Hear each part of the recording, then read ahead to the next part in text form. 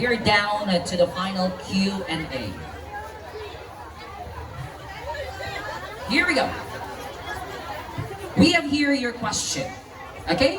Are you ready?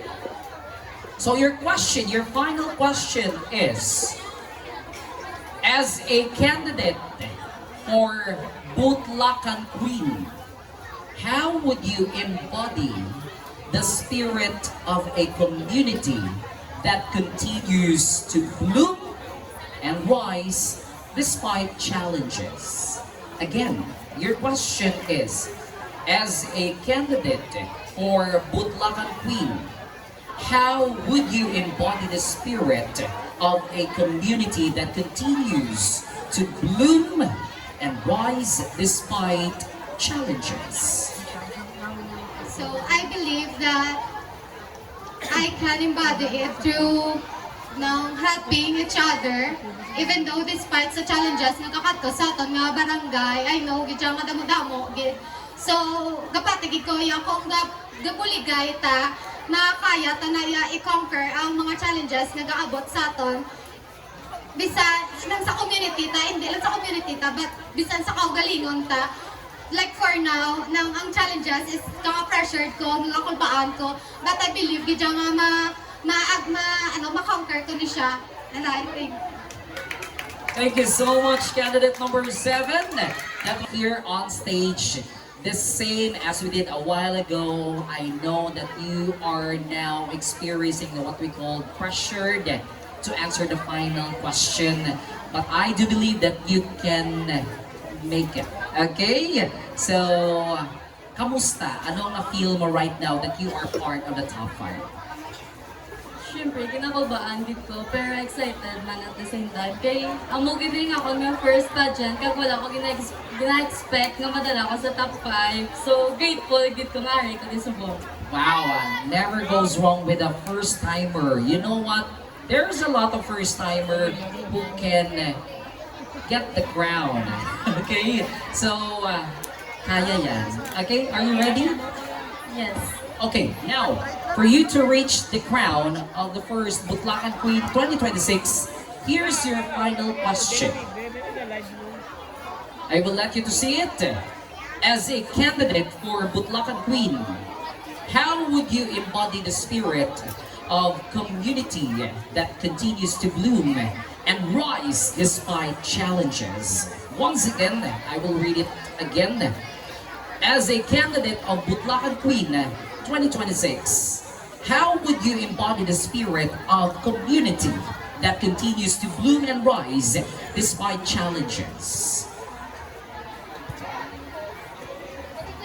As a woman, I am an example of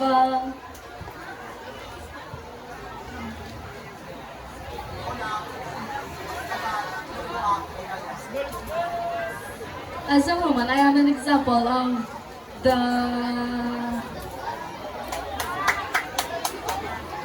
person or the girl who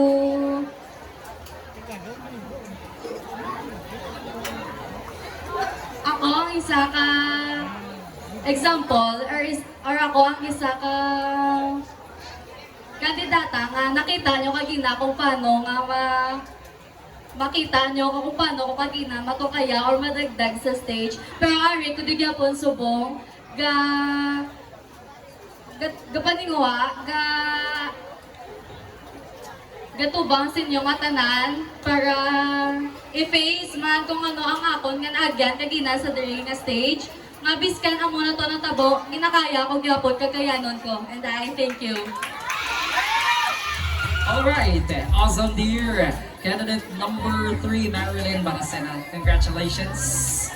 And you may now have a short rest for you. Nakakadlaw ko nun dear ha.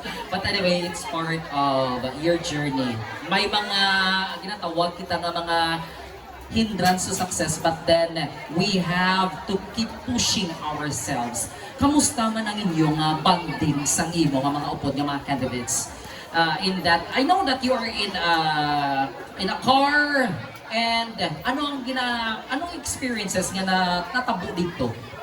Well, Guys, Turianay, kami first nga, yung kaluyan kami sa Ginoo nga nadala kami sa top 5 even though tamo sa mga pagsubok kagaabot kag syempre sadya kami to sa salakyan kay may sound go sige kami to DJ. Si Amal ko ganda na ka Marty Marty doon sila sa likod eh. So meaning to say, you are enjoying the victory this evening. Bisan wala pang corona ha, but then again, you are celebrating your victory as a queen. You know what? Tanan ka mo queen gidya. Okay. So are you ready to answer the final Q&A? I am. Okay. So here we go. Here's your final question. Okay? I will let you to see it so that you can comprehend also what I am going to ask for you. Okay. Your question, your final question is, as a candidate for Butlakan Queen, how would you embody the spirit of community that continues to bloom and rise despite challenges? Again, as a candidate for Butlakan Queen, how would you embody the spirit of a community that continues to bloom and rise despite challenges? Your time is on. Okay, good evening again. As an advocate of empowering the out-of-school youth through education and skills development, I believe that as a future educator and a student leader, I will encourage them to continue learning, and I will encourage them to continue learning to have them an access to opportunities, because as we invest in our youth, we invest in a stronger community. I will work to raise awareness about the challenges faced by the out-of-school youth and encourage community programs that supports education, skills development, and youth empowerment. Just like a sunrise, I want to bring hopes for a new beginning. I want to inspire young people to believe that circumstances do not define their future. This crowd will not be only a symbol of beauty, but a responsibility to serve, inspire, and create a catalyst for a positive change in our community. And with that, we can say that we arise, Barangay, by design. Salamat.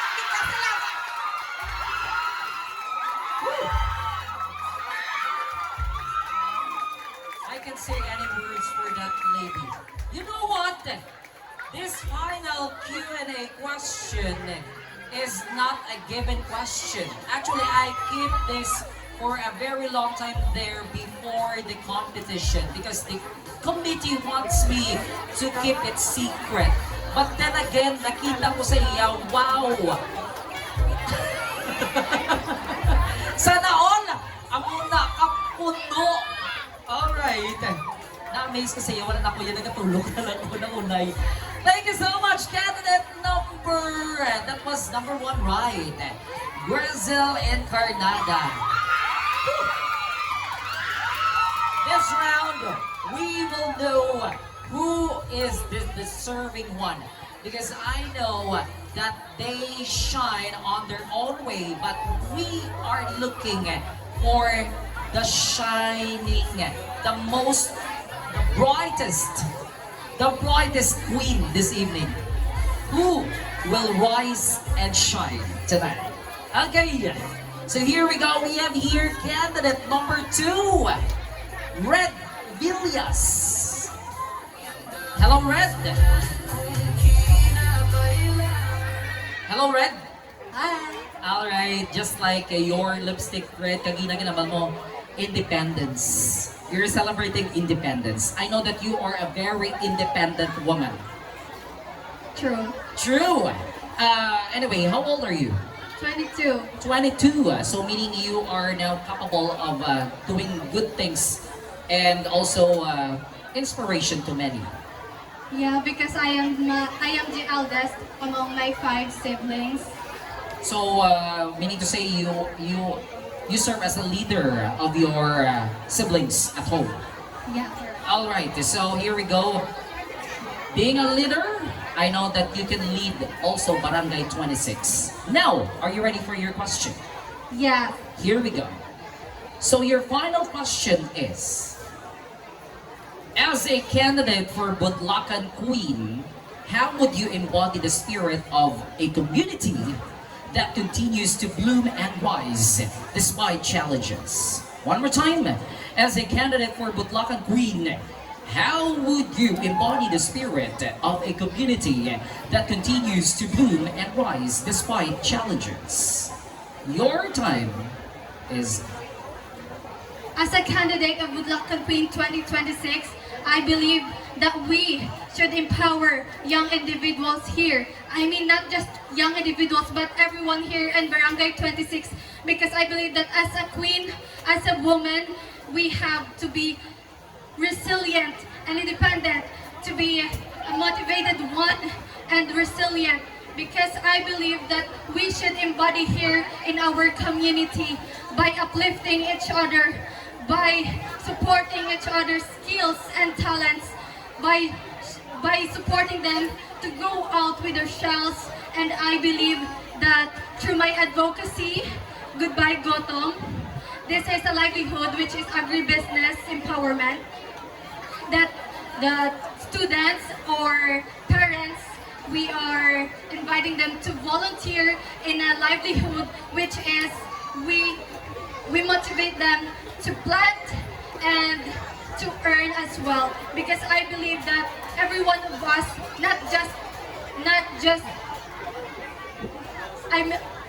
every one of us do not need only for learnings but also an earnings, because everyone here is suffering poverty nowadays, and I believe that through my advocacy we can lift each other. And I believe to the saying that if you give a man a fish, he will live for a day. But if you teach a man a fish, but if you teach a man how to fish, he will live for a longer day. Thank you. Thank you so much, candidate number 2, Red Villas. Na-mesmerize kasi mga